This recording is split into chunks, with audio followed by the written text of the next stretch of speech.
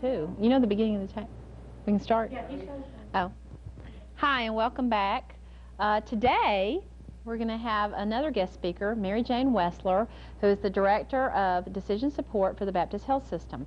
Mary Jane is a graduate from Auburn, and she has a degree in engineering. She has worked for, I know, 15 years with Baptist and probably several more years before that. She's really not that old. She started when she was 1 with UAB. She has a wealth of knowledge about decision support, and her email address, if you want to ask her any questions, is Mary Jane. Okay, thank you. Mary.Jane.Wessler, W-E-S-L-E-R, at bhsala.com. She did want me to warn you that she's incredibly busy at this time, but she'll try to answer your questions. If you want, you can send me a question, and I'll try to get it to her if that makes it any faster. Anyway, without further ado, I'm going to turn this over to Mary Jane. If you'll hook that on. There's a little hookadoo right there.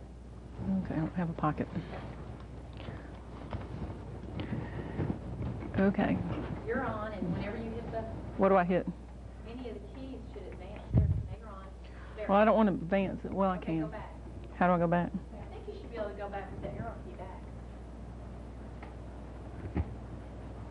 Does it not go back? Mm-mm. Yeah. Okay. When Laurie asked me to come, I said, okay. She mentioned I'm an Auburn person. This is like the first time I've ever set foot on this campus, so it's been an interesting. She toured me around a little bit before we started. I'm going to talk a little bit about decision support today. I've had the opportunity at Baptist to build the department the way I see fit, so I kind of entitled it an admittedly biased approach to decision support because it's the way that I think it should be, and it seems to work for us. So, what I'm going to do is kind of go through the essentials of what you have to have good decision support systems, the type of people you need, and then give you some examples of the way we use this information with our CPI teams in hospital operations, primarily at the 2 big hospitals, Montclair and Princeton, which are 500-bed hospitals in Birmingham. I put this up there. There was a physician that I worked with forever at Montclair, and he was a hoot. He was a retired internist, and he was always setting me straight. And as Laurie mentioned, I was trained as an engineer, and I kind of wanted all perfect. Well, one of the things you can't have with hospital data, this is not a clinical database. This data was not derived for the purposes of doing clinical trials, which was my background before I came to Baptist.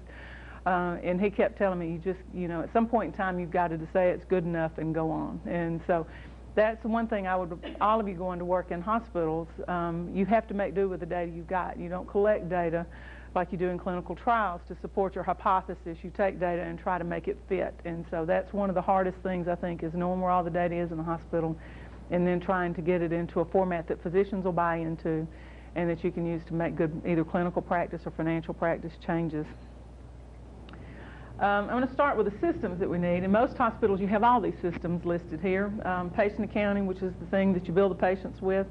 Medical records abstracting, which is a separate thing at Baptist, but a lot of times it's incorporated in the patient accounting system. Comparative databases, purchasing, general ledger, payroll, specialty systems, severity adjusted systems, and then ultimately the decision support system, which is the central repository at our place. But I'm going to go into each one of these. Patient accounting systems are the billing systems. Some examples, Princeton, Montclair, or the Baptist Health System has Siemens SMS. I think DCH here has Meditech, I believe. HBOC is another one. I just listed a few of the names that I knew. Cerner has a whole hospital-wide system. We use it as a specialty system in our organization. But what you want to get from there is detailed billing. Everything that you use as far as looking at utilization patterns in a hospital, you're dependent on what the patient was charged for. Right, wrong, or indifferent. That's just the way you get to it. So you use patient accounting. The DRG groupers, I'm sure most of you are familiar with DRGs, and the way Medicare pays us takes place usually within a patient accounting system. We want to look at insurance a lot of times to see, what patients are Medicare, primarily because of different ways we get paid. As you know, with Medicare patients, you get one payment for as long as they're here. On Blue Cross, in our case, you get a per diem.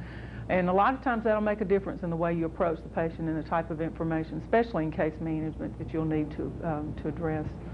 Master files, your doctor masters are there as far as what their specialties were, what they're licensed to do. Insurance masters are there. Everything that's kind of inherent in these systems as far as running a hospital usually reside within a patient accounting system. Patient demographics. You want to know how old the patient is. You want to know if they died. You want to know if they went home. You want to know if they went to a nursing home. You know, how old they are, what race they are. All of that sort of stuff is collected as a part of the billing process, and then we internally use it to develop our cohorts of information within the decision support system. And then reimbursement.